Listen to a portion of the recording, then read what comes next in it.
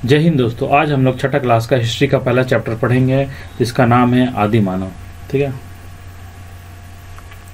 ये आदिम मानव होता क्या, ये जो आदि मानव है इसका मतलब क्या है। मैं तस्वीर दिखाता हूँ आपको। ये जो आपके सामने तस्वीर दिख रही है इसे ही आदि मानव या फिर आदिम मानव कहते हैं।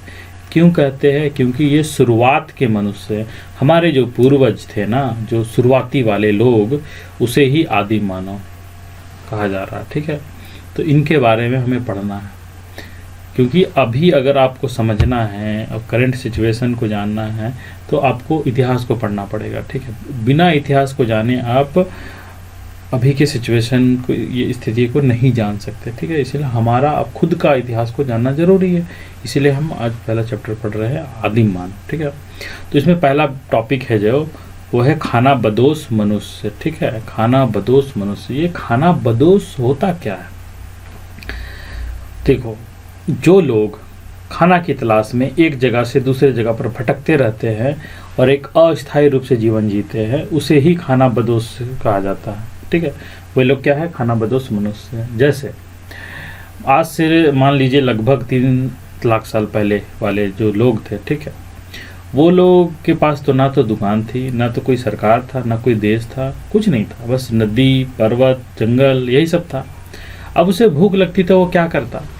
वो पेड़ों से फले तोड़ लाता, उस जमीन से कंदमूल उखाड़ लाता, या फिर गलती सलती अगर कोई सामने जानवर नजर आ जाता, वैसे तो जानवर बहुत थे उस वक्त, तो जानवर नजर आ जाता तो उसका शिकार कर लेता। ठीक है, और उसे मारकर खा जाता। तो ऐसे आसपास के इलाकों को पूरा खाकर ख़त्म कर देता, पेड़ पौधे का जो फल थे उसे, या फिर जानवरों को जब समाप्त हो जाता वो आसपास का खाने का चीज़ें, तब वो क्या करता? उस जगह को छोड़कर दूसरी जगह पे चला जाता। तो ये एक जगह से दूसरी जगह पे जो मूव हो रहा है ना, ये मूव हो रहा है एक स्थान से दूसरे स्थान पर, इसे ही फिर वहाँ से फिर किसी तीसरे जगह पे जाएगा, फिर ऐसे करके भटकते, उसका पूरा जीवन ऐसे भटकते हुए बीत जाता। इसे ही कहते हैं खाना बदोश मनुष्य। ठीक है, तो इसी के बारे में हम लोग जानेंगे। ठीक है, तो उन लोगों को जो शिकार करते थे, क्या करते थे? शिकार करते थे, ठीक है, जानवरों का, और जिनका जीवन पौधों व फलों, ठीक है, पौधों और फलों पर निर्भर था, स्थायी जीवन में परिवर्तित होने में लाखों साल लग गए। ठीक है, क्या बोल रहा है? जो भी इंसान थे वो शिकार करते थे और पौधों और फलों पर जो डिपेंडेंट थे, उसे एक स्थायी, आज का जो जीवन है हमारा, जो एक जगह पे घर बना कर रहते हैं, वो होता है स्थायी जीवन, परमानेंट जीवन। ठीक है, तो ऐसा जीवन को वो स्थिति के लाने के लिए उन्हें कितने साल लगे? लाखों साल लग गए। ठीक है, अब खाद्य संग्राहक से खाद्य उत्पादक तक की अवस्था तक पहुंचने में आदमी को करीब 3 लाख साल लगे। कितने लाख साल लगे? 3 लाख साल। ठीक है, ये खाद्य संग्राहक से खाद्य उत्पादक तक पहुंचने के लिए इतने समय लगा। ठीक है, तो ये खाद्य संग्राहक होता क्या है? खाद्य संग्राहक यानी खाना को कलेक्ट करना, जंगल से कुछ फल तोड़ लाए, कुछ कंदमूल उखाड़ लाए और इसे अपने पास कलेक्ट कर लिए ताकि बाद में खाया जा सके, या फिर कोई जानवर का शिकार करके उसका मांस अपने पास रख लिए स्टोर करके। तो ये खाद्य संग्रह कर रहे हैं। ठीक है, ये उगा नहीं रहे, ये कलेक्ट इधर उधर से जमा कर ले रहे। ठीक है, और ये क्या होता है? खाद्य उत्पादक मतलब एक जगह पर ठहर करके जमीन में खेती करके जो फसल उगा करके उसे खाते हैं, ये लोग होते हैं खाद्य उत्पादक, प्रोडक्शन कर रहे हैं। ठीक है, तो इस अवस्था तक पहुंचने के लिए उसे कितने समय लगे? 3 लाख साल लगे। बहुत होता है 3 लाख साल। ठीक है, तो परंतु एक बार यह सीखने के बाद मनुष्य ने बड़ी तेजी से उन्नति की। ठीक है, बहुत तेजी से किया ये लोग उन्नति।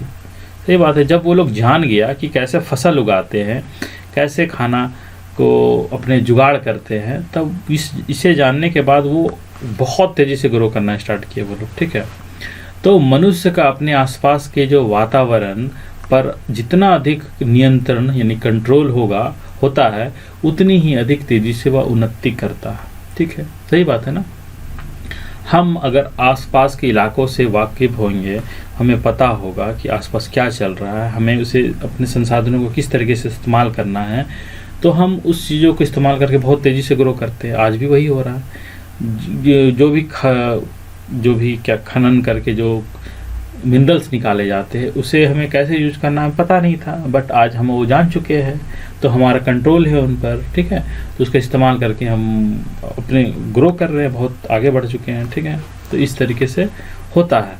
तो आरंभ में तो स्टार्टिंग में लोग क्या थे, खाना बदोश थे। मैंने बताया ना अभी, खाना बदोश मतलब इधर उधर भटकते रहते थे खाना की तलाश में, यानी वे भोजन और आश्रय की तलाश में झुंड बनाकर एक स्थान से दूसरे स्थान पर घूमते रहते थे, ठीक है।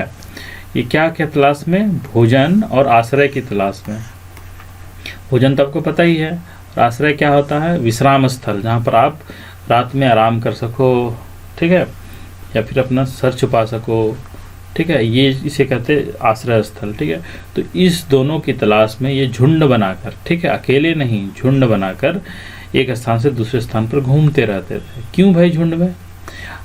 आमतौर पर एक झुंड में कुछ पुरुष स्त्री तथा बच्चे, स्त्री पुरुष स्त्रियां तथा बच्चे होते थे, ठीक है। तो देखा जाए तो सुरक्षा की दृष्टि से, सुरक्षा प्रोटेक्शन की दृष्टि से अकेले रहने की बजाय समूह बनाकर रहना बेहतर था, ठीक है। अकेले क्यों नहीं रहते थे? क्योंकि मान लीजिए आप हो अकेले, ठीक है, आप जा रहे हो, किसी जंगल से गुजर रहे हो, इधर से आया शेर या बाघ या फिर चीता या भालू, ठीक है, आप पर हमला करेगा और आपको चीर फाड़ के खा जाएगा। तो सुरक्षा की दृष्टि से ये तो बहुत दिक्कत वाली बात हो गई। इसीलिए ये लोग ग्रुप में रहते थे ताकि जानवर से खुद को रक्षा कर सके, ठीक है। उन दिनों का जीवन सचमुच ही बड़ा कठिन था। बड़ा कठिन क्यों बोल रहा है? क्योंकि लोग पेड़ों के फल फूल, जंगली पौधे खाते थे और जो जानवर मिल जाते थे उनका शिकार करते थे, ठीक है। क्या कर रहे हैं? शिकार कर रहे हैं। आजकल क्या होता है कि हम अगर किसी चीज़ का ज़रूरत है खाने का, तो हम बगल के दुकान पे जाते हैं और वहाँ से सामान खरीद के लेकर के आते हैं और पकाकर खा लेते हैं। लेकिन उस वक्त ऐसा नहीं था। उस वक्त ना दुकान थी, न ही कुछ ऐसा व्यवस्था था जिससे कि वो खुद के लिए खाना जुगाड़ कर सके। बस उसने खुद ही स्ट्रगल करना पड़ता था, ठीक है। इसीलिए इसका जीवन कठिन था। वे साग भाजी मतलब साग सब्जी सब और अनाज पैदा करना नहीं जानते थे, ठीक है। वो आता ही नहीं था कैसे पैदा किया जाता है धान, ठीक है। इसीलिए जब वे एक स्थान पर मिलने वाली सभी वस्तु को खाकर ख़त्म कर देते थे तो उन्हें भोजन की तलाश में अन्य किसी स्थान पर जाना पड़ता था, ठीक है। अगर एक जगह है, यहाँ पर उन्होंने सारा जो भी भोजन है उसको खाकर ख़त्म कर दिया, तो सारे जो ग्रुप है, ये ग्रुप वो किसी दूसरे जगह पे चले जाते थे जहाँ पर वो खाना उपलब्ध हो सके, ठीक है। तो इसी प्रकार जब वे एक स्थान पर पाए जाने वाले अधिकांश मतलब ज़्यादातर, ठीक है, पशुओं का शिकार कर लेते तो शिकार की खोज में उन्हें दूसरे स्थान पर जाना पड़ता था। ये तो मैंने बताया, ठीक है। यदि कहीं गुफाएं होती तो मनुष्य उन्हीं में रहने लगते थे, ठीक है। कहीं गलती से अगर गुफा दिख जाता तो इंसान वहीं पर रहना शुरू कर देता था, ठीक है। अन्यथा नहीं तो वे बड़े पेड़ों के पत्तों वाली जो शाखाओं होते हैं उसके बीच में अपने लिए शरण स्थान बना लेते थे, ठीक है। जो बड़े बड़े पेड़ होते थे ना, ऊंचे ऊंचे, ताकि वहाँ जंगली जानवर ना पहुँच सके, ठीक है।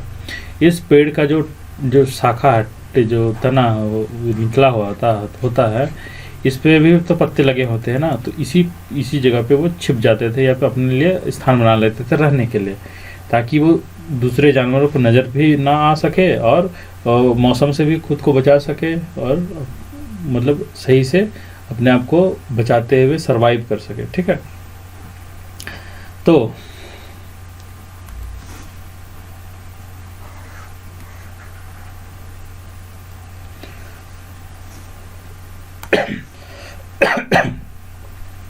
उन्हें दो चीज़ों का भय रहता था। किस चीज़ का? एक मौसम, एक जंगली जानवर का, ठीक है। जंगली जानवर क्यों? क्योंकि अगर आप ज़मीन में मान लीजिए आराम कर रहे हो, ठीक है, कहीं मैदान पे सो रहे हो, आया इधर से जानवर, ठीक है, आपको चीर फाड़ के खा जाएगा, ठीक है। तो और आता है मौसम। मौसम क्या होता है ना, जैसे बिजली चमकता है, ठीक है, बिजली चमकता है ना, तो बिजली चमकेगा तो आपके ऊपर गिर जाएगा तो आपकी मृत्यु हो जाएगी। तो उसी तरह वो जो आदि मानव थे उन्हें भी तो इस बात का भय था ना कि जो बारिश हो रही है, जो बिजली चमक रही है, इससे हमें नुकसान हो सकता है। इसी वजह से दो चीज़ों से हमेशा डरते थे, ठीक है। तो आदि मानव नहीं जानता था कि बादल क्यों गरजते हैं, ठीक है, हमें तो पता है ना क्यों गरजते हैं बादल, ठीक है, लेकिन आदि मानव को नहीं पता था, क्योंकि विज्ञान इतना विकसित नहीं हुआ था, ठीक है, इसलिए वो घबराते थे, डरते थे, ठीक है। या बिजली क्यों चमकती, ये भी उसे नहीं पता था बिजली क्यों चमकती है, ठीक है।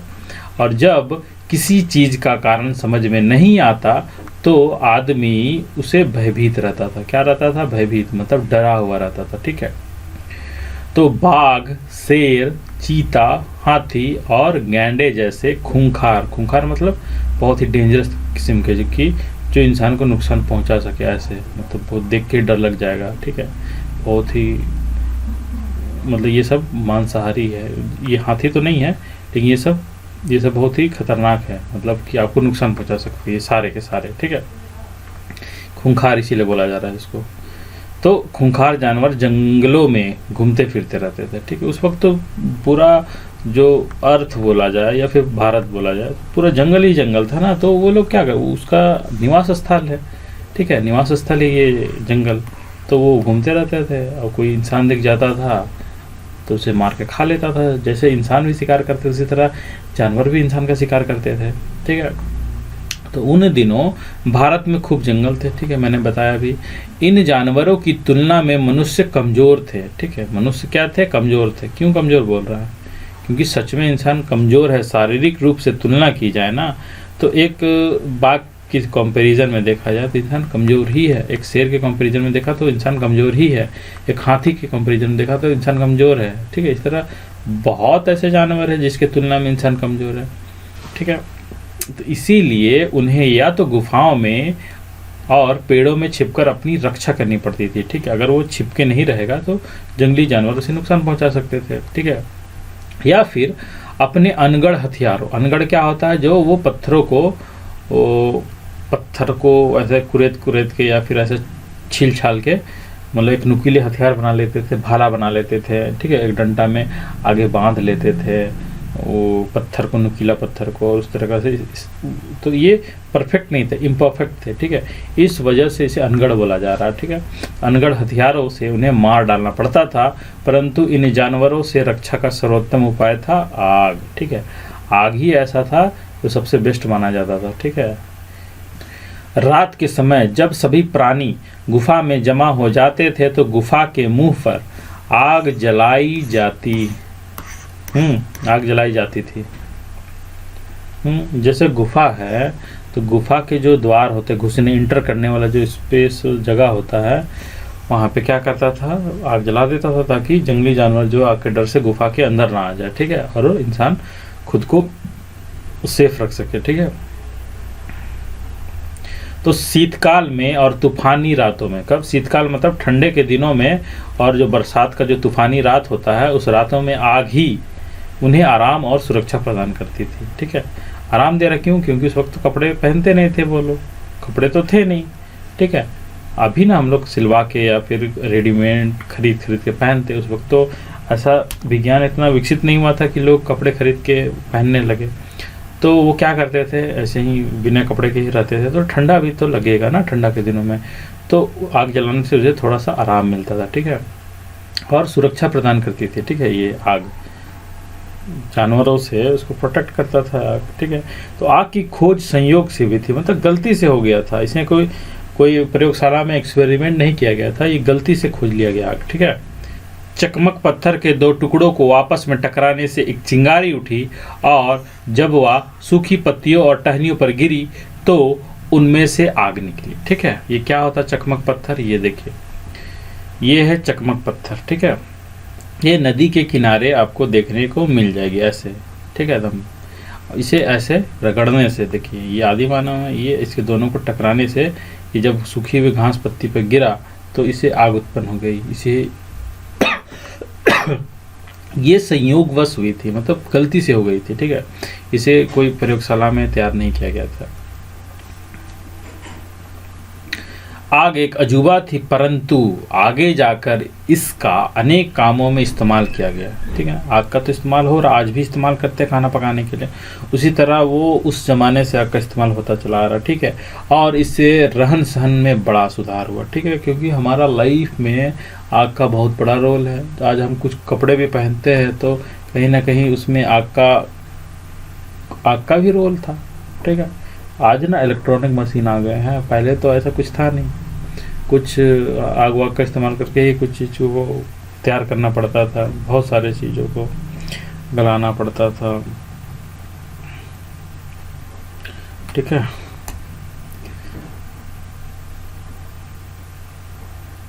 इस प्रकार आग की खोज को हम एक महान खोज कह सकते हैं। ठीक है, इस प्रकार आग की खोज को हम एक महान खोज कह सकते हैं। ठीक है, अब इसमें अगला टॉपिक है औजार और हथियार। ठीक है, तो चकमक पत्थर का आग पैदा करने के अलावा अन्य कई कामों में इस्तेमाल होता था। ठीक है, अन्य कई कामों में इस्तेमाल होता था पत्थरों का। ठीक है, किस पत्थर का? चकमक पत्थर का। ठीक है, अब क्या कहा, किस किस चीज़ों में, वो तो आगे पता चलेगा। ठीक है, अब चकमक पत्थर कठोर है। ठीक है, कठोर है, वो मजबूत है, बहुत ही हार्ड है, परंतु इसके जो चिप्पड़ होते हैं ना आसानी से निकलते हैं। चिप्पड़ क्या होता है? चिप्पड़ मतलब इसका जो ऊपरी का हिस्सा होता है, ये वाला, ये जो पत्थर है, ठीक है, इसका जो ऊपर का हिस्सा है ये आसानी से निकल जाता है। ठीक है, थोड़ा सा इसको उस पर जोर लगाने से, ठीक है, मतलब कुछ धारदार या फिर कुछ कठोर वस्तु से उसको टकराने से वो उसके ऊपर का हिस्सा अलग हो जाता है, इसीलिए इसे कह रहा है इसके चिप्पड़ आसानी से निकलते हैं। इसीलिए इसे तरह तरह के आकार दिए जा सकते हैं, इस तरीके का शेप दिया जा सकता है ना। अगर ये गोल सा पत्थर है, इसे किसी तरह ऐसे शेप तो दिया जा सकता है ना, नुकीला। ठीक है, तो चकमक पत्थर तथा कुछ अन्य किस्मों के पत्थरों का औजार और हथियार बनाने में इस्तेमाल हुआ। ठीक है, क्या बनाने में? औजार मतलब और हथियार मतलब कि जैसे ये भाला है, ठीक है, ये नुकीला है, इसे शिकार करने के लिए। औजार मतलब कुछ हथौड़ी वगैरह, इस तरीके से, मतलब कुछ ही अपने दैनिक जीवन में कुछ लाइफ को थोड़ा बेहतर बनाने के लिए ये सब औजार का इस्तेमाल किया जाने लगा। ठीक है, कुछ पत्थर उत्थर तोड़ करके ये सब नुकीली धारदार वस्तु बनाने के लिए इस तरीके से इसका इस्तेमाल होता था। तो औजार हथियार इस तरीके से बोला जा रहा। ठीक है, तो इस तरह की कुछ चीज़ें उपमहाद्वीप के विविध भागों की नदियों में मिली। कहाँ की? उपमहाद्वीप किसे कहते हैं? भारत, पाकिस्तान, बांग्लादेश, नेपाल, भूटान। ठीक है, इन पांचों देशों को क्या कहते हैं? भारतीय उपमहाद्वीप। ठीक है, उस वक्त तो एक ही था, उस वक्त तो भारत ऐसा आज के जैसा भारत नहीं था, वो तो पूरा बड़ा सा हिस्सा था। तो ये जो इलाका है उपमहाद्वीप का, ठीक है, भारतीय उपमहाद्वीप, तो इसमें का विविध भाग मतलब अलग अलग भागों की जो नदियां हैं, भारत में तो बहुत सारी नदियां हैं, तो अलग अलग भागों की जो नदियां हैं उसी में ये मिली है। ठीक है, कुछ चीज़ें कुछ स्थानों में जैसे कश्मीर की घाटी में जानवरों की हड्डियों से भी औजार और हथियार बनाए जाते थे। ठीक है, हमें कश्मीर की घाटी से ऐसे औजार और हथियार मिले हैं जो जानवरों के हड्डियों से बने हैं। इसीलिए यहाँ बुक में बताया जा रहा है कि जो घाटी है वो उस घाटी में, मतलब कहाँ की? कश्मीर की घाटी में जानवर की हड्डियों के औजार बनाए जाते थे। ठीक है, क्योंकि वो पाया गया है। ठीक है, इसीलिए तो पत्थर के बड़े टुकड़ों से जो आदमी की मुट्ठी में आ सकते हैं, हथौड़े, कुल्हाड़ियाँ और बसूले बनाए जाते थे। ये क्या है? एक औजार है। ठीक है, पत्थरों से बनाए जाते थे। कैसे बनाए जाते थे? ऐसे, कहाँ चला गया? ये देखिए, ये उस वक्त के औजार और हथियार हुआ करते थे, जो पत्थरों से बनते थे। ठीक है,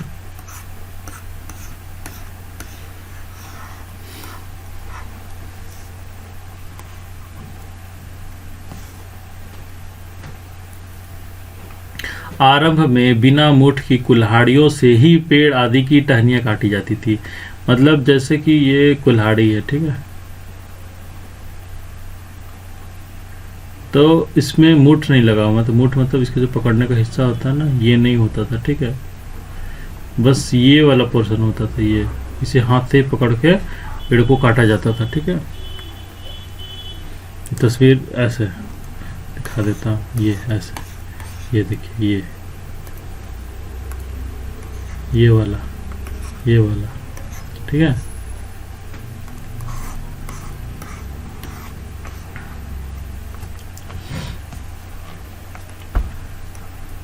बाद में उसे डंडे से बांध दिया गया। ठीक है, डंडे से बांध दिया गया उस नुकीले, क्या टहनी, क्या बोलते हैं, कुल्हाड़ी को। ठीक है, तो उसकी शक्ति बढ़ गई, मतलब वो थोड़ा सा उसमें थोड़ा सा दम आ गया। ठीक है, अगर हम किसी पत्थर को ऐसे पकड़ के इस्तेमाल करेंगे तो शायद उतना मजबूत ना हो, लेकिन अगर उसी को अगर हम किसी पत्थर से, मतलब लकड़ी से बांध देंगे, ठीक है, मुठ बना देंगे, तो इससे क्या होगा, वो थोड़ा मजबूत हो जाएगा। ठीक है, हम उससे थोड़ा ज़्यादा इस्तेमाल कर सकते हैं, ज़्यादा से ज़्यादा पेड़ को काट सकते हैं। ठीक है, तो उसकी शक्ति बढ़ गई और उसका बेहतर उपयोग होने लगा। बेहतर मतलब अच्छा से अच्छा इस्तेमाल होने लगा, बेहतर से बेहतर इस्तेमाल होने लगा, और औजारों के उपयोग से आदमी को बड़ा लाभ हुआ। ठीक है, लाभ तो होगा ही ना, अब पेड़ कटने लगा तो चीज़ें मतलब आसान होती चली गई, खेती करने लगे। बाद में, अभी नहीं, बाद में लोग वो उसी पत्थरों को काट करके जंगलों को साफ करते थे और कुछ इस्तेमाल कर लेते थे। ठीक है, हथियार बना लेते थे। तो इनसे वह पेड़ों की टहनियाँ काटने, हाँ, क्या करते थे, पेड़ का जो टहनी होते थे, डाली होते, उसे काटते थे, जानवर को भी मारते थे और ज़मीन का भी खुदाई करते थे ये लोग। ठीक है, और लकड़ी और जो पत्थर है उसको शक्ल देने में समर्थ हुआ। ठीक है, क्या करते थे, लकड़ी, जैसे लकड़ी है, इसको ऐसा खुरेद के या फिर छिल के ऐसा कुछ शेप दिया जाता था, मूर्ति वगैरह कुछ भी चीज़ का डिजाइन दे दिया जाता था। ठीक है, पत्थर को भी सेम ऐसे ही करते थे। ठीक है,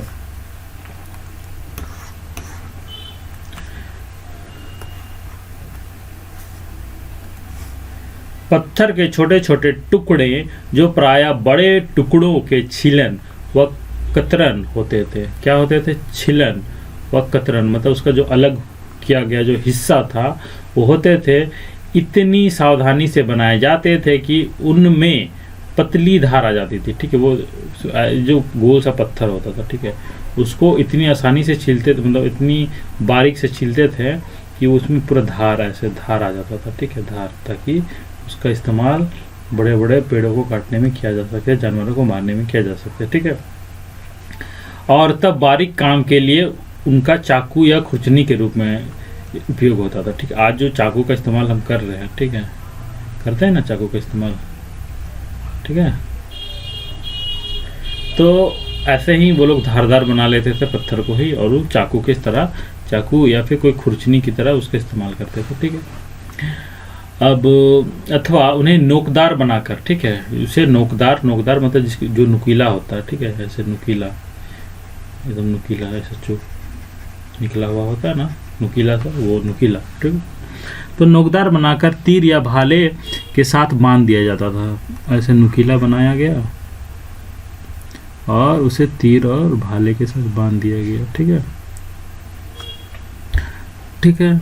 अब पानी की सुविधा के लिए खाद्य संग्राहक प्रायः नदी या झरने के किनारे रहते थे। जो खाद्य को कलेक्ट करने वाले जो लोग थे, ये प्रायः कहाँ रहते थे, नदी और झरने के किनारे रहते थे। क्यों भाई, क्योंकि अगर उसे पानी नहीं मिलेगा तो उसकी मृत्यु तो कितनी आसानी से हो जाएगी। ठीक है,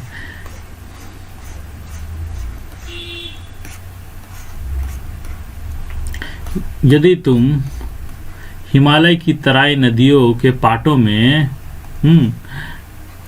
या दक्कन के पठार के कुछ भागों में, दक्कन का पठार कहाँ है, जो भारत का नीचे वाला हिस्सा है उधर ही मिलेगा दक्कन का पठार। ठीक है, तो पठार के कुछ भागों में जैसे नर्मदा की घाटी में घूमो और जमीन में गौर से देखो तो यदा कदा, मतलब गलती सलती तुम्हें आदिम मानव का ऐसा कोई औजार तुम्हारे हाथ लग सकता है। ठीक है, हाथ मतलब लग ही जाएगा अगर हम अभी घूमने चले गए। ठीक है, हम लोग यदि हम लोग वहां जाकर के देखेंगे तो गलती सलती हमें वो औजार भी मिल जाएगा। ठीक है, तो पुरातत्ववेता इन औजारों को क्या कहते थे, अस्मोपकरण कहते हैं। कौन कहते हैं? पुरातत्ववेता कहते हैं। ये पुरातत्ववेता कौन होते हैं? जो जो जमीन की खुदाई करके जो पुरानी चीज़ों की मतलब खोज कर निकालते हैं, जमीन से पता लगाते हैं, इसे ही वेता कहते हैं। ठीक है।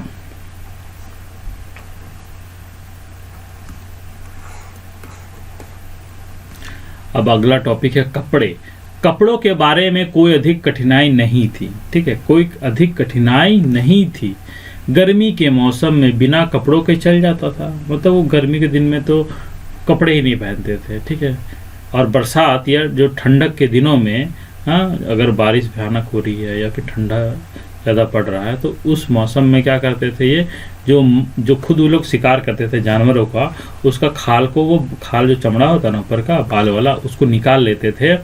या फिर जो पेड़ का जो बाहर का हिस्सा होता है जिसे छाल बोला जाता है, ठीक है, वृक्ष की छाल, ये या फिर बड़ा बड़ा जो पत्ता होता है उसे कपड़ा की तरह इस्तेमाल में लाते थे। ठीक है। अपने शरीर में लपेट लेते थे।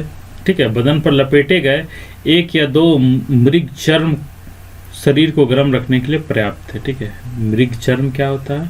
हिरन का जो चमड़ा होता है उसे ही मृग चर्म कहते हैं। ठीक है। तो 1 या 2 ठो मृग चर्म को शरीर पर ओढ़ लेते थे। इससे उसे पर्याप्त जितना गर्मी मिलना चाहिए, मतलब वो ठंडा से बचने के लिए जितना काफ़ी होता है वो उसे मिल जाता था। ठीक है।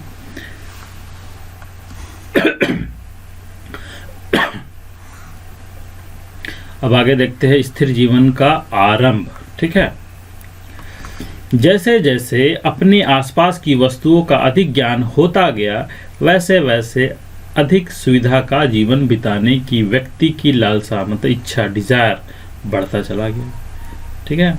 जैसे ही आसपास का ज्ञान उसको होता चला जा रहा है, वो जान रहा है लोगों के बारे, वो आसपास का इन्वायरमेंट के बारे जान रहा है, पेड़ों का अहमियत, वो मिनरल्स का अहमियत, नदी, पर्वत, पहाड़, जिस सबका अहमियत जानना स्टार्ट किया, तो वो क्या, उसके अंदर एक लालसा उठी, इच्छा उठी। ठीक है। जीवन जी को सुविधा से बिताने की। ठीक है। तो कुछ नई खोजों के साथ आदमी का रहन सहन भी बदल गया। कुछ नई खोजें हुई। ठीक है। उससे क्या हुआ, उसका जो रहन सहन, लाइफस्टाइल था वो भी बदल गया। ठीक है। इनमें सबसे महत्वपूर्ण खोज क्या थी? पौधे उगाना और अन्न पैदा करना। ठीक है। खेतों में पौधे को उगा रहा है और उसमें क्या कर रहा है? अनाज पैदा कर रहा है। ठीक है। तो भूमि में बीज डालने, जो जमीन होता है उसमें बीज को डाल देने और फिर पानी देने से पौधे उगते हैं, यह कृषि की शुरुआत थी।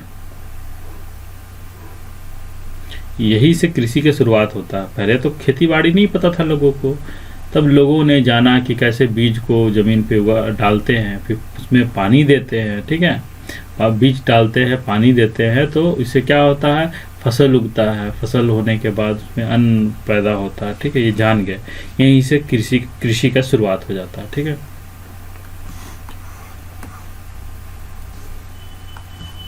यह एक महत्वपूर्ण खोज थी। सही बात है, महत्वपूर्ण तो होगा ही। आज हम जो सरवाइव कर रहे हैं, हमें खाना जो मिल रहा है कहाँ से आ रहा है? ये खेतों से ही तो आ रहा है ना। हम तो ऐसा नहीं है कि चल गए खेत जंगल में और मुर्गी का शिकार करके लेके आके खा रहे हैं। हमें खेतों पे ही तो बहुत सारी चीज़ें मिल जा रही है। और जो मांस वाले जो चीज़ है, जो खाद्य पदार्थ, जैसे मुर्गी का मीट लोग खाते हैं, मछली खाते हैं। ठीक है।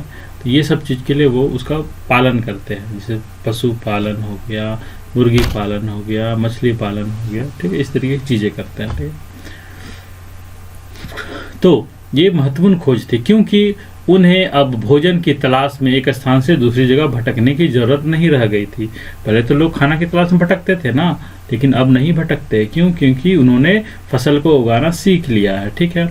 उन्होंने एक स्थान पर टिके रहने वाले किसान का जीवन शुरू कर दिया था। ठीक है। उन्होंने क्या किया था? उन्होंने एक स्थान पर टिके रहने वाले किसान का जीवन जीना, मतलब एक जगह टिक जाओ और वहीं पे किसान जैसा जीवन व्यतीत करते रहो, ऐसा वो ने सीख लिया था। तो जीवन पद्धति में ये परिवर्तन भारत के विभिन्न भागों में विभिन्न कालों में हुए। ठीक है। ये जो लाइफस्टाइल में जो परिवर्तन आ रहे हैं, ठीक है, जो चेंजेस आए, वो जो भारत है हमारा प्यारा भारत, उसके विभिन्न भाग, मतलब जो अलग अलग भाग है, ठीक है, अलग अलग भाग है भारत का, वो सब में एक साथ में चेंजेस नहीं आए। सब में थोड़ा अलग अलग समय पे, अलग अलग काल पे ये चेंजेस आए। ठीक है।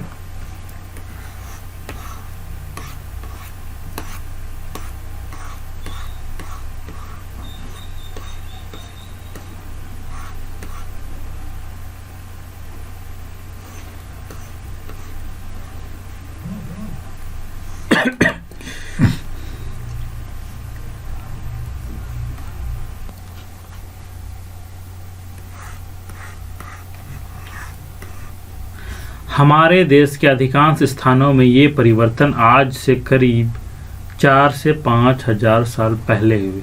ठीक है, हमारा जो देश है प्यारा भारत, उसमें उसका जो अधिकांश स्थान है, ज़्यादातर जो प्लेसेस है, उस पर ये जो चेंजेस आए, ठीक है, ये खेती करके स्थायी जीवन जीने का, ये कब हुआ? ये आज से 2000 मतलब 21वीं सदी से लगभग 4 से 5 हजार साल पहले हुए। ठीक है, 4 से 5 हजार साल पहले। हम थोड़ा सा ये भी देख लेते हैं। ये है, ये क्या है? देखिए, ये खाद्य संग्राहक की अवस्था में मानव द्वारा प्रयुक्त औजार तथा वस्तुएं। ठीक है, जब खाद्य संग्राहक का अवस्था था, जब लोग जंगलों से खाना को इकट्ठा करते थे, फल को तोड़कर लाते थे, तो उस वक्त का जब अवस्था में जो मनुष्य जो औजार और हथियार या वस्तु का इस्तेमाल करते थे, वो यही था। ठीक है, देख लीजिए, यही था। पत्थर को तराश करके ऐसे डिजाइन बनाते थे ताकि इससे कुछ शिकार कर सके या फिर खाना को कलेक्ट कर सके। ठीक है, तो इन औजारों के उपयोग की जानकारी नीचे दी गई है। ठीक है, ये जो नीचे दिया है ना, यहीं पे दिया गया। ठीक है, इनमें से कुछ औजारों का इस्तेमाल किस प्रकार किया जाता था, यह पृष्ठ 8 में दिखाया गया है। ठीक है, ये पृष्ठ 8 में दिखाया गया, ये हम देखेंगे। ठीक है, क्या है, पढ़ते हैं। मानव के आरंभिक इतिहास के हजारों वर्षों के एकमात्र अवशेष है।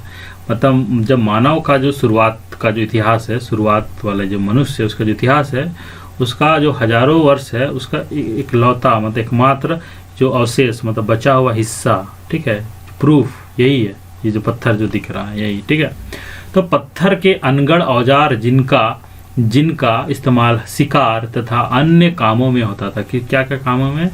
शिकार में होता था और कुछ अन्य कामों, वही पेड़ों से तोड़ करके लाना, टहनी पेड़ काटना वगैरह वगैरह, इस तरीके से इस्तेमाल होता था।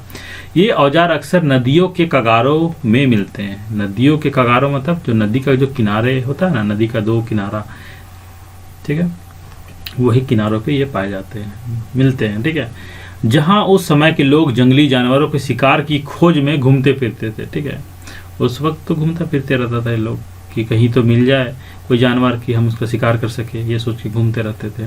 अथवा गुफाओं और शैलाश्रयों में मिलते हैं। ठीक है, गुफाओं मतलब वही जो चट्टान का जो खाली स्थान होता है नीचे, जहाँ पर आराम किया जा सके, आश्रय लिया जा सके, वैसे स्थान को गुफा बोल रहा है।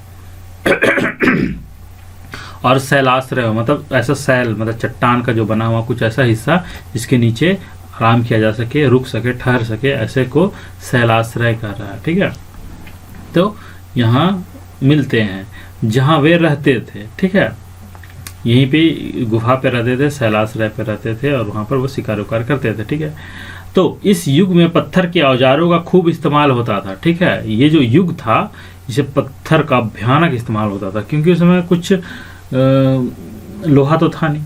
ठीक है, कुछ दूसरा और भी धातु वगैरह तो थी नहीं, तो क्या पत्थर का इस्तेमाल ना करेंगे। इसीलिए ये जो युग था इसे पाषाण युग, पाषाण मतलब पत्थर होता है। ठीक है, इसे पाषाण युग कहते हैं। ठीक है, याद रहेगा ना, पाषाण युग, पत्थर का इस्तेमाल करने वाला युग को पाषाण युग, पाषाण का मतलब ही होता पत्थर। ठीक है, तो इस्तेमाल किए गए पत्थर के औजारों के स्वरूप के आधार पर पाषाण युग को 3 अवस्थाओं में बांटा गया। ठीक है, पत्थर का जो औजार था उसका जो स्वरूप था, ठीक है, अलग अलग टाइप का जो रूप था, उसी के आधार पर इसको 3 हिस्सा में बांट दिया। एक वो पूरा पाषाण, एक मध्य पाषाण, एक उत्तर पाषाण। ठीक है, पूरा यानी प्राचीन, मध्य और उत्तर। लोग अपनी भोजन सामग्री के लिए लगभग पूरी तरह से प्रकृति पर निर्भर थे। ठीक है, अपने प्रारंभिक औजारों से वे अनेक काम लेते थे, जैसे मारे हुए पशुओं की खाल उतारना, कोई जानवर को मार लाते थे और ऊपर का जो चमड़ा होता था, बाल का हिस्सा, उसे उस पत्थरों से उखाड़ते थे। ठीक है, और उसे कपड़ा के रूप में इस्तेमाल करते थे। ठीक है, उनका मांस काटना, अब जब चमड़ा उखड़ गया उस जानवर का, तब उसका मांस की कटाई करते थे। ठीक है, छोटे छोटे पीस काटते थे, उनकी हड्डियां को फाड़ते थे इसी औजारों के अनगढ़ हथियारों का इस्तेमाल करके। ठीक है, और अनुभव से उन्होंने सीखा, क्या सीखा कि पत्थरों से ठीक किस प्रकार चिप्पड़ निकाले जाते हैं। ठीक है, पत्थर है, चकमक पत्थर जो नदी के किनारे पाए जाते हैं, उससे जो चिप्पड़ होते हैं, मतलब उसका साइड का जो हिस्सा होता है, उसे कैसे निकाला जाता है और ख़ास ज़रूरतों के लिए किस तरह के औजार बनाए जाते हैं। जैसे कि किसी का शिकार करना है तो उसके लिए किस तरह का औजार बनेगा, पेड़ काटना है तो उसके लिए किस तरह का औजार बनाना पड़ेगा, अगर कुछ मांस काटना है या फिर हड्डी को फाड़ना तो उसके लिए हर एक तरीके का औजार इस्तेमाल होता था ना, तो वो बनाना सीख लिया था उन्होंने। ठीक है, तो मानव विकास के 3 अवस्थाओं के अनुरूप औजारों की 3 अलग अलग श्रेणियाँ हैं। ये जो 3 अवस्थाएं हैं, स्टेजेस है, 3 स्टेजेस मानव का विकास का, उसी के अगर अनुरूप देखा जाए तो जो औजार थे इनके, उसके भी 3 अलग अलग कैटेगरी है। ठीक है, पहला पूरा पाषाण युग के औजार क्या थे बताओ। सबसे जो पुराना युग था, सबसे पुराना, उस युग में क्या क्या औजार था। ठीक है, गिट्टी नुमा औजार, मतलब गिट्टी के जैसे एक औजार बना होता था। ठीक है, जिसका गंडासे, ठीक है, जिसका गंडासे की तरह इस्तेमाल होता था, जिनसे काटने के लिए तेज धार बनाई जाती थी। दूसरा हाथ की कुल्हाड़ी। ठीक है, अनेक कामों में इस्तेमाल होने वाला यह औजार आमतौर पर नाशपत्ती के आकार का होता था। ठीक है, नाशपत्ती देखा है ना आपने, अगर नहीं पता तो एक बार गूगल में सर्च करके देख लीजिए नाशपत्ती क्या होता, पता चल जाएगा। तो उसी शेप में होता था। ठीक है, और इनके दोनों ओर लंबी धारें होती थी। ठीक है, धार बना होता था, एकदम नुकीला होता था, ताकि किसी चीज़ का चीरने फाड़ने वगैरह वगैरह में इस्तेमाल किया जा सके या फिर कुछ और भी इस्तेमाल किया जा सके। ठीक है, एक होता है चीर फाड़ के औजार। ठीक है, जिसमें बसूले जैसी चौड़ी धार होती थी। ठीक है, चौड़ा सा धार होता था। अब मध्य पाषाण युग के औजार क्या क्या थे। ठीक है, छेद करने वाले। ठीक है, कोई नुकीला सा चीज होगा जिसे छेद करते थे। ठीक है, और तीर के नोक, जो तीर होते हैं, तीर का जो सामने का हिस्सा होता है उसे नोक कहा जाता है। ठीक है, तीर का जो नोक, और फिर खुरचनी, जो खुरच के जमीन में कुछ कहीं गड्ढा करते हैं, वो खुरचनी। ठीक है, ये मध्य पाषाण युग के औजार थे। ठीक है, अब उत्तर पाषाण युग के औजार, ये नोकदार चंद्रकला के आकार का, नोकदार तो है ही, लेकिन चंद्रकला मतलब चांद जैसा, ऐसे तो इस आकार का, और खुरचने वाले औजार आदि। ठीक है, इनमें कुछ औजारों का इस्तेमाल तेज दौड़ने वाले जानवरों को मारने के लिए होता था। इस युग में मनुष्य ने भोजन संग्रह में दक्षता प्राप्त की।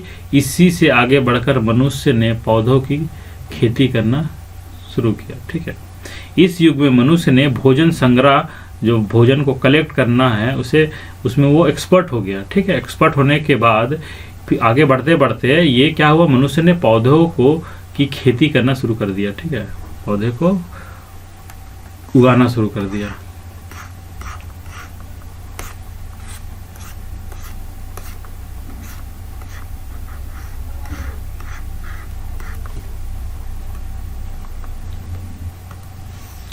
अब अगला टॉपिक है पशुपालन। ठीक है, लोगों ने एक और महत्वपूर्ण खोज की। ठीक है, क्या? पशुपालन। उन्हें पता चल गया कि जंगली पशुओं को पालतू बनाया जा सकता है। ठीक है, यानी वे अपने काम के लिए उपयोग में ला सकते हैं।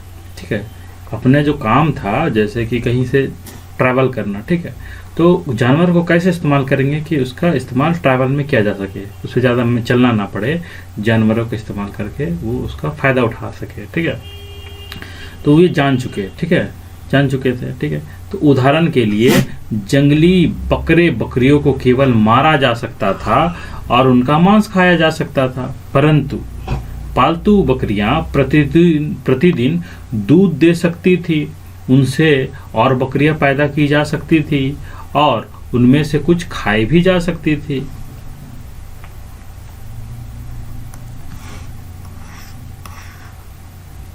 ठीक है, इस प्रकार शिकार के लिए बाहर जाने की जरूरत नहीं रह गई थी। ठीक है, वो घर पे ही वो मतलब बकरी के बच्चे को पैदा करके वो उसका ये दूध का इस्तेमाल करके वो उस बकरी को मार करके घर पे ही खा सकते थे। अब बाहर निकल के शिकार करने का जरूरत नहीं रह गई थी। ठीक है, अब कुत्ते को पालना मनुष्य के लिए बड़ा फायदेमंद सिद्ध हुआ। क्यों फायदेमंद सिद्ध हुआ कुत्ते को पालना? तो पालतू बनाए गए दूसरे पशु, और मतलब कुत्ता तो आप जानते ही आज हर घर में यूज होता है। ठीक है, सबको अब सुरक्षा की दृष्टि से उसे रखते हैं। कुछ लोग अपनी जो भेड़ बकरी है उसको संभालने के लिए भी कुत्तों को पालते हैं। ठीक है, और क्या होता है, पालतू बनाए गए दूसरे पशु थे क्या, भेड़, ठीक है, ढोर, ठीक है। ढोरों का बड़ा लाभ था, ठीक है, क्यों, क्योंकि उनसे न केवल भोजन मिलता था बल्कि हल जोतने और गाड़ी खींचने के लिए उन्हें काम में लाया जा सकता था, ठीक है। आप ये सोच रहे होंगे ये ढोर होता क्या है, ठीक है। अब अगला टॉपिक है धातुओं की खोज। धातु मतलब जो मेटल्स होते हैं, नॉन मेटल्स होते हैं, जो जमीन से जो मिनरल्स होते हैं, ठीक है, खुदाई करके जो निकालने के बाद जो धातु बनता है, ठीक है, जिसका इस्तेमाल हम बहुत सारे वस्तुओं को बनाने में करते हैं, वही होते हैं धातु, ठीक है। तो जब लोग एक स्थान पर स्थायी रूप से बस गए और अन्न मतलब अनाज पैदा करने लग गए, तो उन्हें सर्वप्रथम सबसे पहले पेड़ों तथा झाड़ियों को काटकर या जलाकर जमीन साफ करनी पड़ी। क्या हुआ, जब लोग एक स्थान पर स्थायी रूप से बसने लगे तो सबसे पहले क्या किए वो लोग, हर जगह तो जंगल ही जंगल था, झाड़ी ही झाड़ी था, तो वो लोग पेड़ों को और झाड़ियों को काट दिया करते थे या फिर जला देते थे, सूख जाने के बाद जला देकर उस जमीन को साफ कर लेते थे, ठीक है। तो इस काम में पहले के 2 आविष्कार बड़े उपयोगी सिद्ध हुए, ठीक है। पत्थर की कुल्हाड़ियाँ पेड़ और झाड़ियाँ काटने के काम आई और बाद में जो ठूंठ जला देने पर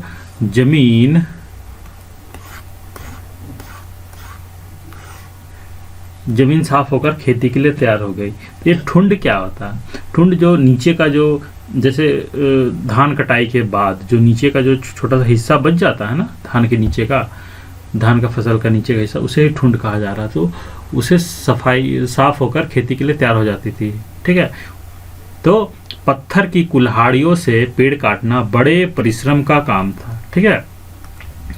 जो पत्थर है उससे पत्थर की जो कुल्हाड़ी बनती थी उससे पेड़ काटना बहुत ही मुश्किल का काम था। अभी तो बहुत सारे औजार ऐसे आ गए हैं जिससे आसानी से 5 मिनट भी नहीं लगता कटने में, लेकिन उस वक्त तो बहुत समय लग जाता था ना कटने में, तो वो जीवन ही कठिन था, ठीक है। पर सौभाग्य से एक अन्य खोज ने पेड़ों को काटना आसान बना दिया। ये कौन सा खोज था भाई, यह थी धातुओं की खोज, मेटल्स, ठीक है, मेटल्स की खोज हुई, ठीक है। तो आरंभ में मतलब शुरुआत में तांबे की खोज हुई। कौन से मेटल की खोज हुई, इसे याद रखना, तांबा, ठीक है। सबसे पहले किस धातु की खोज हुई, तांबे की खोज हुई, ठीक है। बाद में तांबे के साथ दूसरी धातु मिलाई गई, ठीक है। कौन सी धातु, रांगा, जस्ता और या फिर सीसा, ये सब मिला करके इन्हें मिलाने से जो मिश्र धातु, जब 2 धातु को मिला देते हैं, 2 से अधिक धातुओं को मिला देते हैं, तो जो मिश्रण होता है उसे मिश्र धातु कहते हैं, ठीक है। तो ये जो मिश्र धातु बना, किसको, तांबा को, रांगा, जस्ता या सीसा वगैरह को मिलाने से जो तीसरी वस्तु बनी वो क्या बनी, वो कांसा कहलाई, ठीक है, कांसा, ब्रोंज। यह सब कैसे हुआ, कैसे हुआ भाई, ये कैसे हुआ। तो कच्ची धातु के जो पिंड थे, जो गोल गोल जो टुकड़े थे कच्चा वाला धातु का, उसे पिघलाकर आग से पिघलाकर किस प्रकार धातु तैयार की गई यह हमें मालूम नहीं, ये तो हमें पता ही नहीं है, ठीक है, क्योंकि इसका प्रूफ तो है नहीं, ये कैसे क्या हुआ, कुछ कोई लिखित तो प्रमाण है नहीं, लेकिन हो गया, ठीक है। अब धातु की छुरियां, ठीक है, कुल्हाड़ियां पत्थर के औजारों से अधिक पैनी, ठीक है, मतलब बहुत ज्यादा धार, ठीक है। जो धातु पत्थर का जो औजार था उससे ज्यादा धार है ये, कि कौन सा, धातु का जो छुरी और कुल्हाड़ी था वो, और बेहतर काम करने वाली सिद्ध हुई, ठीक है, तो ज्यादा प्रमाणिक सिद्ध हुआ, ठीक है। जिस युग में मनुष्य केवल पत्थर के औजारों का इस्तेमाल करता था उसे पाषाण युग अथवा पूरा पाषाण युग तथा नवपाषाण युग कहते हैं, ठीक है। क्या कहते हैं, मनुष्य केवल पत्थर के औजारों का इस्तेमाल करता था उसे पाषाण युग।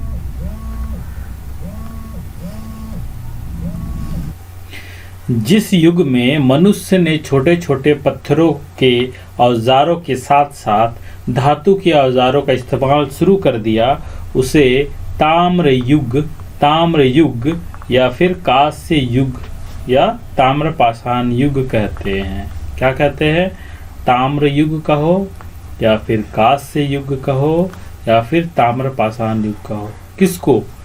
पत्थर के साथ साथ धातु का भी इस्तेमाल शुरू हो गया। इस युग को क्या कह रहे हैं? ताम्र युग बोलो। कौन सी धातु? वही तांबा, ठीक है। तांबा का इस्तेमाल होने लगा पत्थर के साथ साथ, इसीलिए उसे ताम्र युग भी कहा गया। और तांबा में कुछ दूसरे धातु को मिला करके कांस्य से बनाया गया, ठीक है, इसीलिए कांस्य युग भी कहा जा रहा है। और इसे ताम्र पाषाण, मतलब ताम्र मतलब तांबा, पाषाण मतलब पत्थर, और तांबा पत्थर युग, ठीक है। उसी को एक टेक्निकल भाषा, एक जो सही शब्द होता है उसके लिए ताम्र पाषाण युग कहते हैं, ठीक है।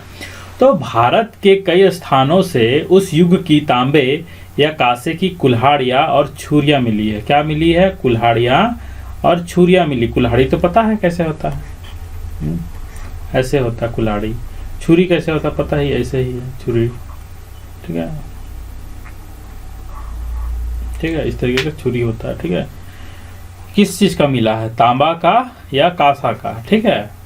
तो ब्रह्मगिरी ये कहाँ है? मैसूर के पास। अब भारत का नक्शा देखो, भारत का नक्शा में जो कर्नाटक, ठीक है, कर्नाटक जो राज्य है वहाँ पर कहीं पे मैसूर दिखेगा, ठीक है। उसी मैसूर के आसपास में एक जगह है ब्रह्मगिरी, ठीक है, इसी जगह पे। और नौदा टोली, ठीक है, ये कहाँ है? नर्मदा नदी के तट पर। ये जो मध्य प्रदेश का जो स्टेट, मध्य प्रदेश स्टेट, वहाँ क्या गुजरती है? नर्मदा नदी गुजरती है वहाँ से, ठीक है। तो उसी के अगल बगल में कहीं पे नदी के तट पर ही नौदा टोली करके एक प्लेस है, ठीक है। यही दो जगह है जहाँ पर ये कुल्हाड़ियाँ और छुरियाँ प्राप्त हुई। किस चीज का? ये मतलब ताम्र पाषाण युग का, ठीक है। अब अगला टॉपिक है पहिया, ठीक है। पहिया यह एक अत्यंत, ठीक है, एक अत्यंत महत्व की खोज थी, ठीक है। महत्व मतलब बहुत इंपॉर्टेंट खोज थी, ठीक है। एक अत्यंत महत्व की खोज थी चाक या पहिया, ठीक है। पहिया बोलो या चाक बोलो, एक ही चीज है। पर कोई नहीं जानता कि पहिए की खोज किसने की, ठीक है। हमें तो बहुत सारे खोजों की आविष्कारक का नाम पता है, लेकिन ये पहिया किसने खोजा ये हमें नहीं पता।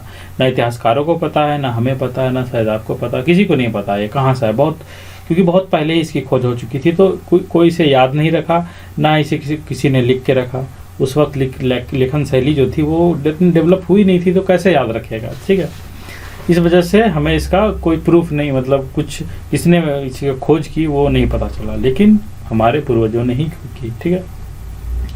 और इसकी खोज कहाँ की ये भी हमें नहीं पता, और किस ईयर में की वो भी नहीं पता हमें। लेकिन इस खोज से आदमी के जीवन में बड़ी तेजी से प्रगति हुई। क्या वो जैसे ही पहिया का खोज हो गया है ना, इंसान का जो लाइफ बहुत ही प्रोग्रेस किया, ठीक है। पहिए या चाक की आवश्यकता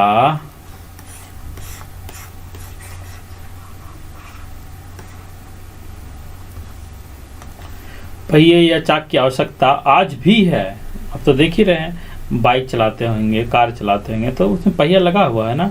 आप एक ट्रॉली बैग को खींचते हैं, उसपे पहिया लगा हुआ है ना। मतलब पहिया हर जगह मिलेगा आपको, हर जगह दिखने को मिलेगा। हमारे दैनिक जीवन में घुसा हुआ है पहिए का उपयोग, ठीक है। फिर वह चाहे हाथ की घड़ी जैसी किस छोटी चीज के लिए हो या रेलगाड़ी जैसे बड़ी चीज के लिए, ठीक। घड़ी के अंदर भी तो छोटा छोटा पहिया लगा होता है, वो घूमता है, ठीक है। और रेलगाड़ी है, उसका भी इतना सारा पहिया होता है, जिस वजह से रेलगाड़ी एक स्थान से दूसरे स्थान पर गमन करती है, ठीक है। तो पहिए के आविष्कार ने जीवन को अनेक प्रकार से काफी सुगम बना दिया। सुगम मतलब इजी बना दिया, ठीक है।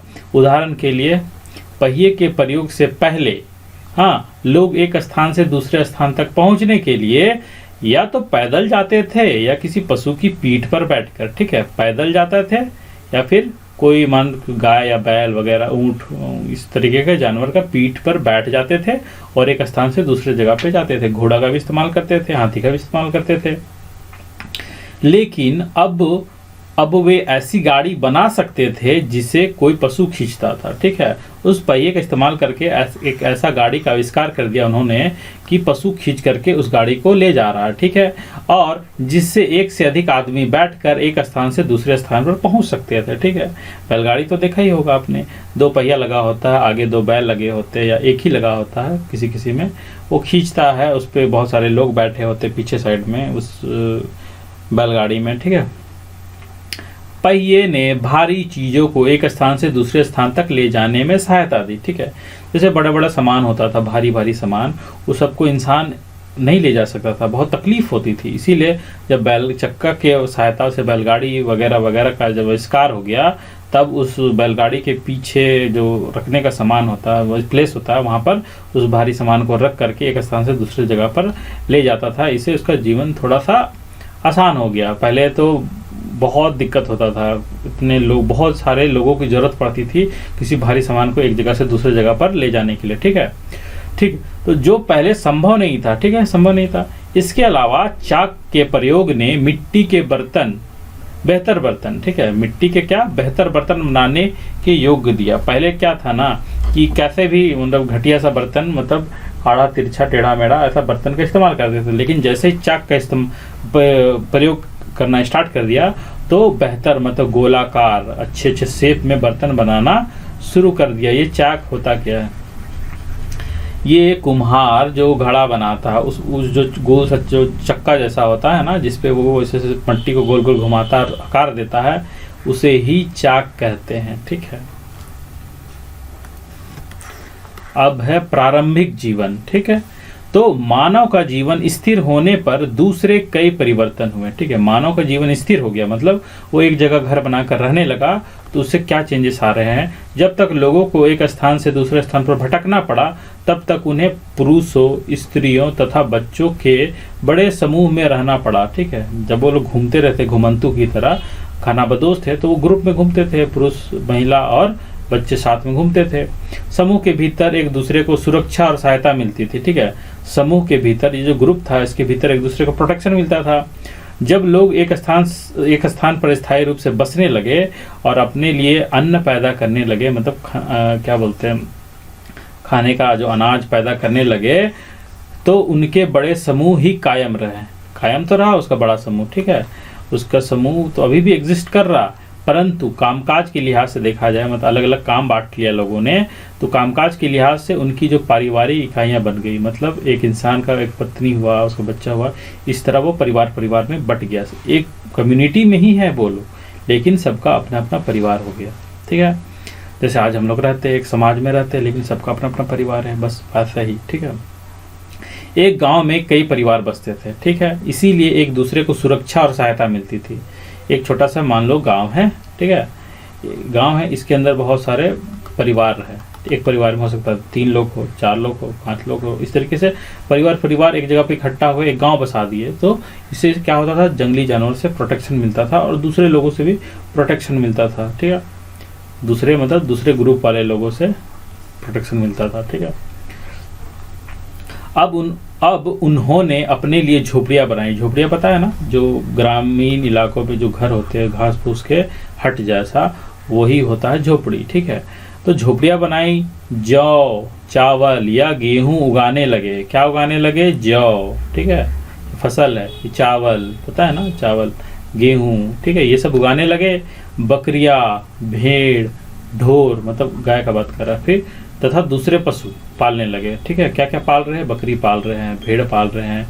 ये किसके लिए पाल रहे हैं? मांस के लिए, दूध के लिए, ठीक है। और फिर कुछ भी अन्य कुछ छोटी छोटी चीज़ें होती है, जैसे उसका बाल का इस्तेमाल करके, भेड़ का बाल का इस्तेमाल करके वो गर्म कपड़ा बनाते हैं वगैरह वगैरह, इस तरीके से वो इस्तेमाल होता था, ठीक है।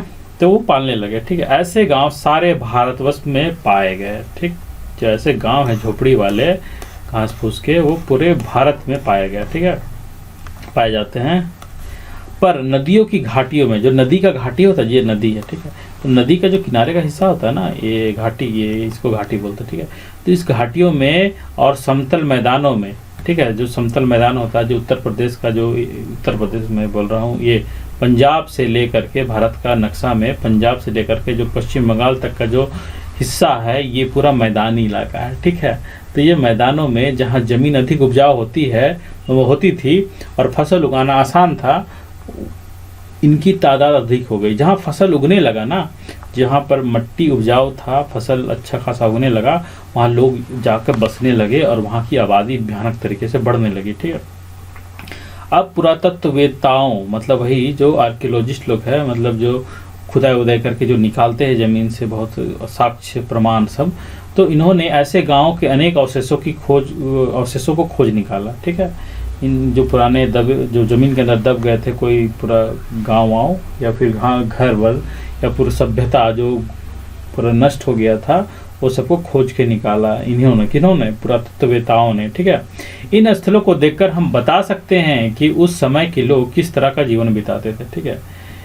इन स्थलों को, किन स्थलों को जो अभी खोज के निकाला ये क्या बोलते हैं आर्कियोलॉजिस्ट ने, जो स्थल को खोज के निकाला, उन स्थल को देखकर हम बता सकते हैं कि वो लोग किस तरीके का जीवन बिताते थे, ठीक है। तो गांव छोटे थे और झोपड़ियाँ एक दूसरे से सटी रहती थी, ठीक है। गांव क्या थे? गांव तो छोटे छोटे थे और झोपड़ी जो होता था ना एक दूसरे से सटे होते थे, ठीक है। एक दूसरे के नज़दीक रहने से क्या हुआ, जंगली जानवरों से गांव की रक्षा करने में आसानी होती थी। गांव में अगर एक दूसरे का घर दूर दूर में होगा तो उससे क्या होगा ना, अगर किसी एक घर पे जंगली जानवर का अटैक होगा तो दूसरा उससे बचा नहीं पाएगा या फिर सुनाई नहीं देगा, वहाँ तक पहुँच नहीं पाएगा। इस वजह से वो लोग सटा सटा के घर बनाता था, ठीक है। अब झोपड़ियों के क्षेत्र को संभवतः मिट्टी की दीवार, मतलब ऐसा संभव है कि मिट्टी की दीवार या कांटेदार झाड़ी की बाड़ मतलब जो घर के जो चारों ओर जो झाड़ी का घेरा लगाते हैं उसे बाड़ बोलते हैं, ठीक है। तो बाड़ से घेर दिया जाता था। खेत इस घेरे के बाहर होते थे, ठीक है। ये घर है, ये बाड़ है, अब यहाँ खेत है, ठीक है। यहाँ पे फसल उगाने के लिए खेत है। खेत इस घेरे के बाहर होते थे। आमतौर पर गांव खेतों की अपेक्षा कुछ अधिक ऊंची भूमि पर बसा होता था, ठीक है। तो आमतौर पर क्या होता था, गांव खेतों की अपेक्षा कुछ अधिक ऊंची भूमि पर बसा होता था। ये निचला हिस्सा पे है, ये निचला हिस्सा पे है खेत, क्योंकि यहाँ पानी भी तो चाहिए। नदी के हो सकता है नदी के आसपास में खेत बना लिया, इसी के थोड़ा सा ऊंचाई पे ये बाड़ लगा के यहाँ पर अपना घर बना लिया, ठीक है।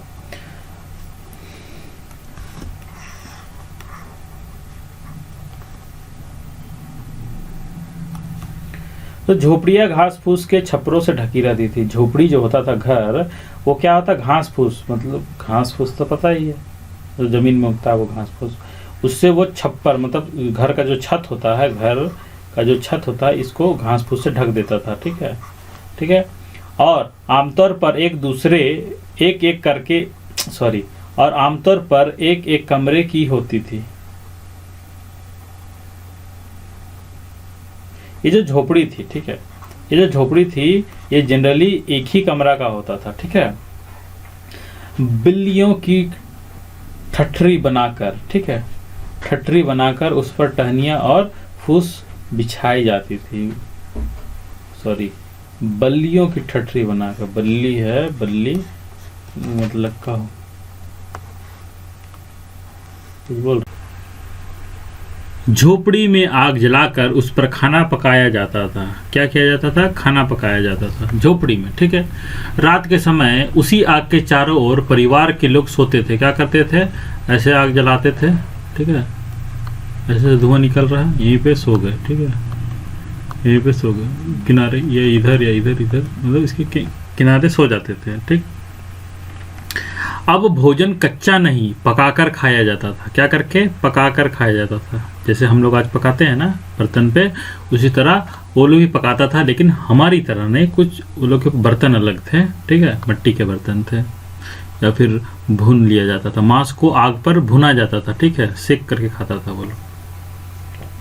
तो दो पत्थरों के बीच अनाज पीसा जाता था, ठीक है, दो पत्थर है, उसके बीच में अनाज को पीसा जाता था। वो जो एक पत्थर का चक्की आता है, ठीक है, ऐसे से गोल गोल घुमाया जाता है, उसके बीच में यहाँ पे एक छेद होता है, ठीक है, इस छेद में अनाज को डाला जाता है, उसे ऐसे से घुमाया जाता है तो वो पिस जाता था। उसी तरह वो पीसा जाता था और आटे की रोटी बनाई जाती थी, ठीक है।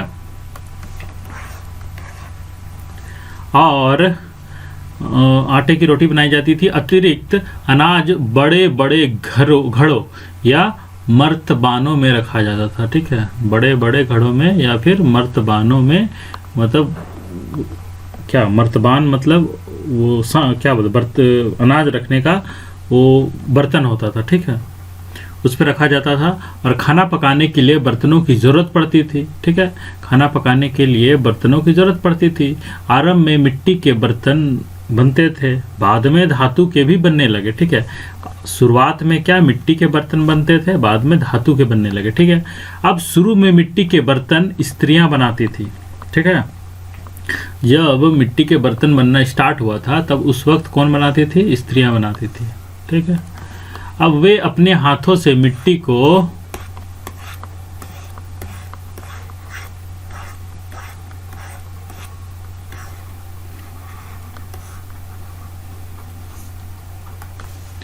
गोल घड़ों, कटोरों और तस्तरियों में ढाल देती थी। क्या करती थी, गोल घड़ा बनाती थी, कटोरा बनाती थी और तस्तरियां बनाती थी। ठीक है, उस तरह वो ढाल देती थी मिट्टी को। ठीक है, फिर उन्हें धूप में सुखा लिया जाता था। ठीक है, पकने के लिए धूप में सुखा लिया जाता था। आगे चलकर सुखाए गए इन मिट्टी के बर्तनों को भट्ठे या आवे में पकाया जाता था। भट्ठा जो होता है ना, देखा ना, ईटा भट्ठा, कैसे ईटा पकाया जाता है, उसी तरह मिट्टी को पकाने के लिए भी एक भट्ठा होता है अलग, छोटा साइज का, वो भट्टों में पकाया जाने लगा। ठीक है, तब ये बर्तन इतने सख्त और मजबूत हो गए, क्या हो गए, पकने के बाद ये सख्त हुए और मजबूत हो जाते थे कि पानी में डालने पर भी नहीं गलते थे। अगर मिट्टी का बर्तन बना करके बिना पकाए अगर पानी में डालेंगे तो क्या होगा, मिट्टी गल जाएगा। लेकिन उसे अगर आग में पका दिया जाए तो वो मिट्टी को, मतलब पका हुआ बर्तन को पानी में डालने पर भी नहीं गलता। ठीक है, और आगे चलकर चाक का इस्तेमाल होने लगा। ठीक है, शुरू में तो स्त्रियां बना रही है अपने हाथों से वगैरह वगैरह, बाद में इसी मिट्टी के बर्तन को बनाने में चाक का इस्तेमाल, चाक पता है ना, ऐसे करके सर्कल जो कुम्हार गांव में बनाता है बर्तन, घड़ा, वही होता है चाक। ठीक है, तो चाक पर अधिक तेजी से बर्तन बनने लगे। ये बर्तन उसी प्रकार के बनते थे जैसे आजकल गांव में बनाए जाते हैं। हाँ, तो मैंने जैसे अभी बताया कि गांव में जो कुम्हार होते हैं ना, वो मिट्टी के बर्तन जो बनाते हैं वही तो चाक है ना, उसी पे बनते हैं। तो जैसे, ठीक है, ताम्रपाषाण युग के कुम्हार कभी कभी अपने बर्तनों पर सुंदर रूपांकन करते हैं, मतलब कुछ डिजाइन बना देते हैं, रंगों से पेंट करके उस पर कुछ डिजाइन बना देते थे।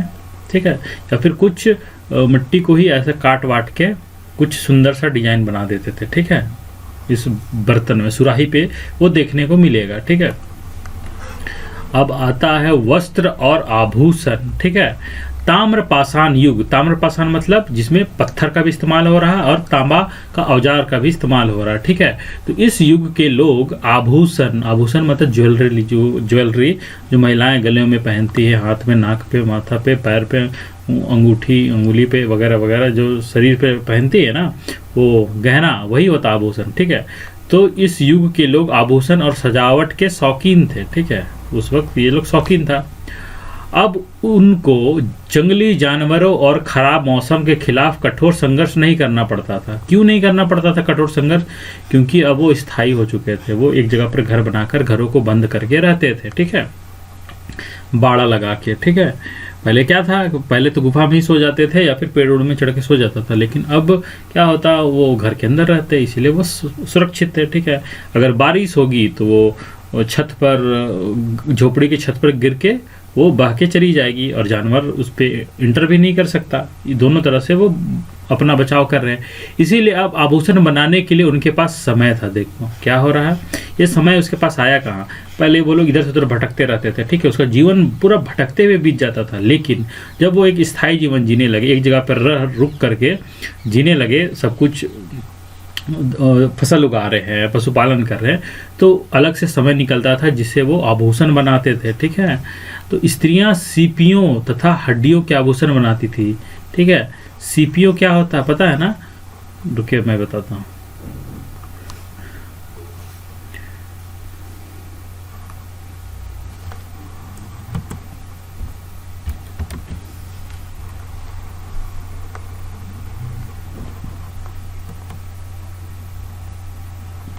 ये होता है सीप। ठीक है, तो हड्डियों का आभूषण पहनती थी, हड्डी का भी आभूषण पहन रही है लोग। और बालों में सुंदर कंघियाँ लगाए रखती थी, ठीक है, बाल में एक सुंदर सा कंघी लगा के रखती थी, ठीक है। अब कपड़े केवल पशु की खाल, पेड़ों की छाल और पत्तों के नहीं होते थे, ठीक है। पहले तो क्या होता था, पशु का खाल का बना लेता था कपड़ा, पेड़ का छाल का बना लेता था, ठीक है, पत्तों का बना लेता था, बट अब ऐसा नहीं है, ठीक है। उन्होंने क्या किया, उन्होंने कपास के पौधे की रुई से, ठीक है, किसका, कपास का जो पौधा होता है ना, उसका जो रुई होता है, उससे सूत काटने और कपड़ा बुनने की विधि खोज ली। सूत काटने मतलब वहाँ से वो धागा बनाना सीखा, ठीक है, उस रुई से, और धागा का इस्तेमाल करके उसे कपड़ा बनाना सीखा, ठीक है, खोज लिया उन्होंने, ठीक है।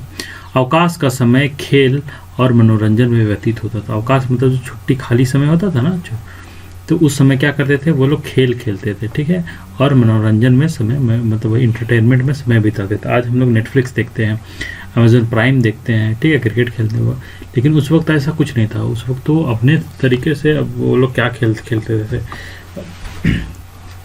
जंगल में जो कुछ मिल जाता था गिट्टी से ही खेल लेते थे, कुछ शिकार टाइप का खेल लेते थे, ठीक है। तो खत्म यहाँ तक। फिर आगे अगला टॉपिक है समाज। तो समाज, जब लोग खाना बदोशी का जीवन छोड़कर गांव में रहने लगे, ठीक है, कहाँ रहने लगे, गांव में रहने लगे, ठीक है, तब वे मनमानी नहीं कर सकते थे, ठीक है। पहले क्या था कि लोग इधर उधर भटकते थे तो मनमानी करते थे, बट अब वो स्थायी होने के बाद वो मनमानी नहीं कर सकते थे। उनके लिए आचरण के नियम बनाना आवश्यक हो गया, मतलब वो कैसा व्यवहार करे, वो कैसा जीवन जिए, कैसा दूसरों के साथ ट्रीट करे वगैरह वगैरह, जो सामाजिक नियम होता है ना, वो बनाना ज़रूरी हो गया, आवश्यक हो गया, ठीक है। अब दूसरे परिवारों और दूसरे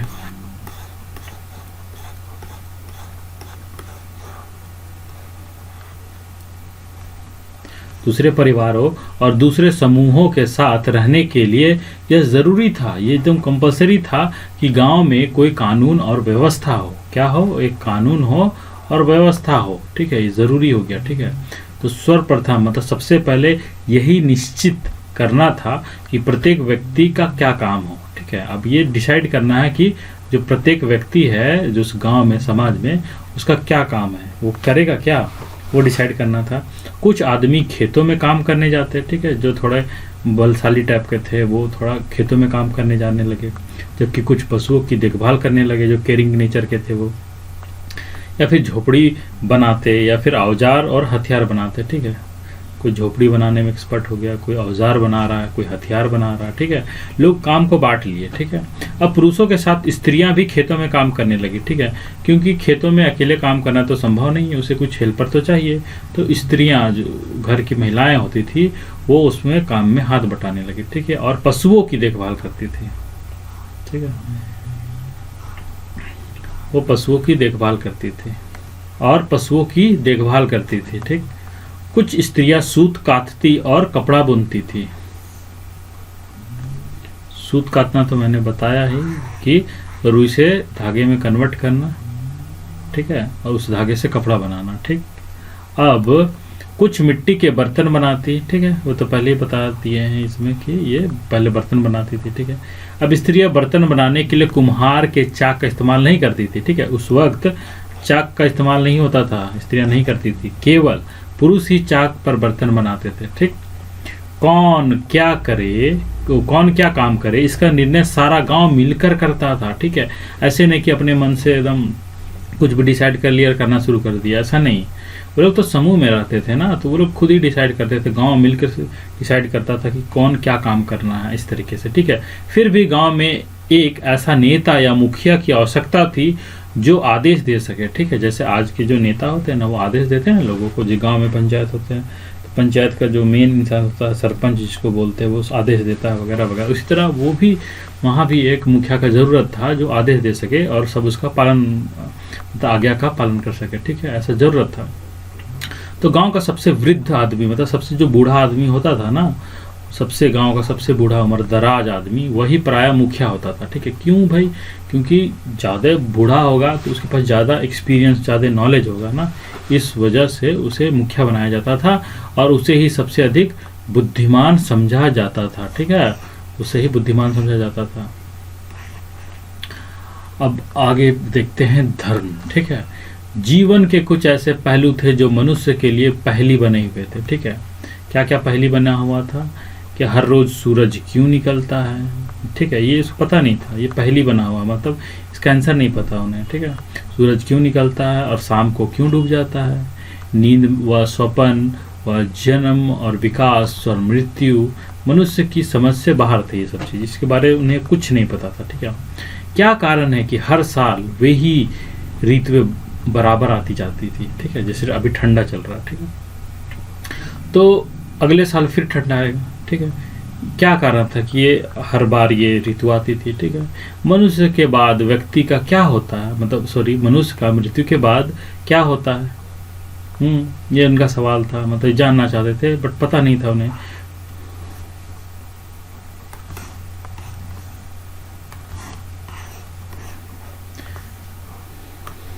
वे मृत्यु से डरते थे, वे बिजली की कड़कड़ाहट और भूकंप से भी डरते थे।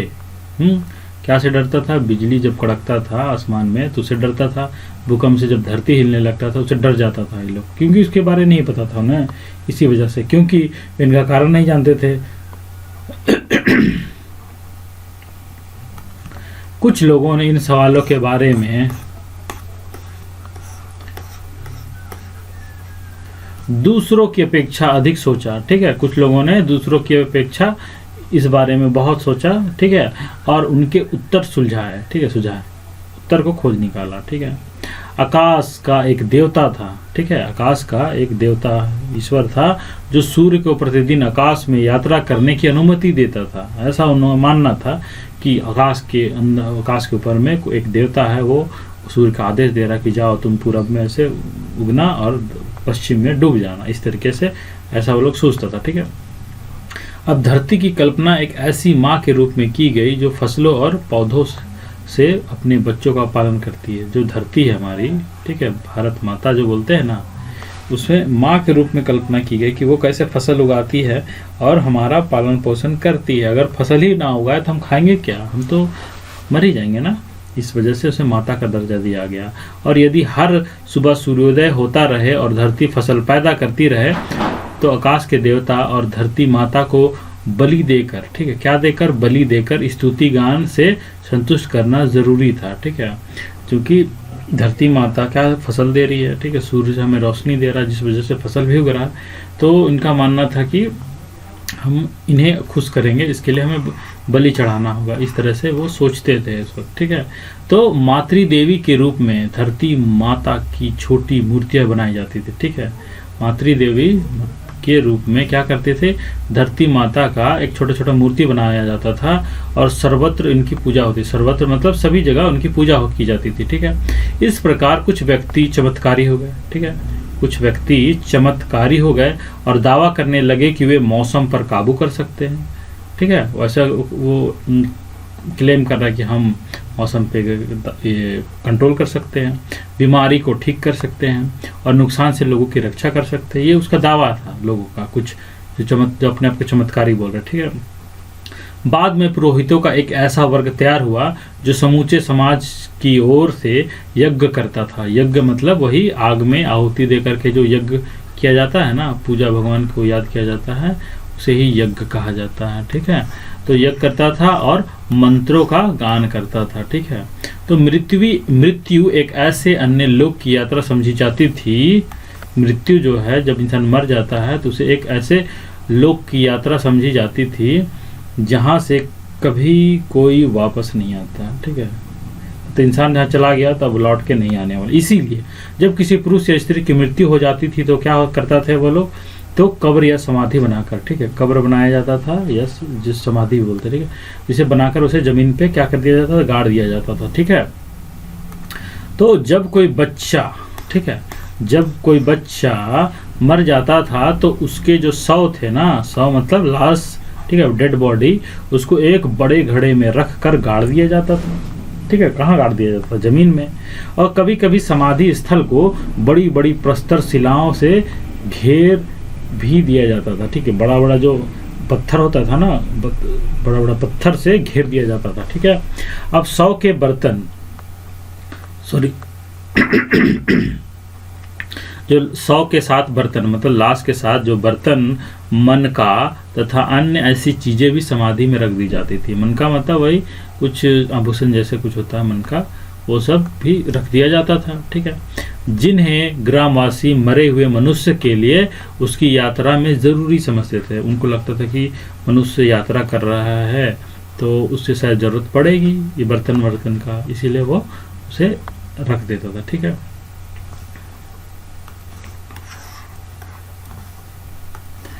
इन लोगों के रहन सहन का ढंग या व्यवहार का तरीका उस आदिम व्यवस्था से काफी आगे बढ़ गया था। ठीक है, इन लोगों के रहन सहन, किन लोग जो एक स्थायी रूप से जीने लगे, उनका जो रहन सहन का ढंग था या उसका जो बिहेवियर था, व्यवहार था, उसका जो तरीका था, उस आदिम अवस्था मतलब शुरुआत का जो अवस्था ना, जो जंगलों में इधर उधर भटकते रहते थे खाना बदोश मनुष्य, उस अवस्था से काफी आगे बढ़ गया था। ठीक है, जब मनुष्य खाना बदोश था और हर रोज भोजन जुटाता था। ठीक है, अब उनके पास रहने के लिए स्थायी जगह थी। स्थायी जगह मतलब परमानेंट कोई प्लेस था जहाँ पर वो घर बनाकर रहता था, और वे अपने गांव में काफी सुरक्षित थे। ठीक है, क्यों सुरक्षित थे? क्योंकि वो ग्रुप बनाकर एक जगह पे रहते थे।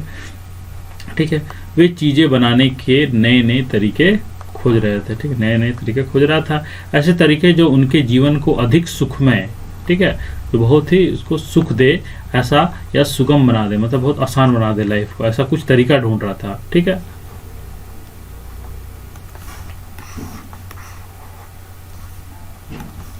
परंतु अभी भी उनके जीवन में एक चीज का अभाव था। क्या अभाव था? मतलब एक चीज का कमी था, जिसके कारण वे तेजी से उन्नति करने में असमर्थ, मतलब योग्य नहीं थे। क्या? वे लिखना नहीं जानते थे। ठीक, जैसे हम लोग आज लिखना जानते हैं ना, पढ़ना जानते हैं, लिखना जानते हैं, तो वो लोग लिखना नहीं जानते थे। वे अपने बच्चों को यह तो सिखा सकते थे कि कैसे फसल उगाई जाए, पशु कैसे पाले जाए, ये उसके बता सकते थे अपने बच्चे को, या फिर बर्तन कैसे बनाया जाए। ठीक है, परंतु वे लिख नहीं सकते थे। लिखने का ज्ञान आगे जाकर तब हुआ जब नगरों का जन्म हुआ। नगर मतलब शहर बना, तब जाके लिखना उन्होंने स्टार्ट किया। ठीक है।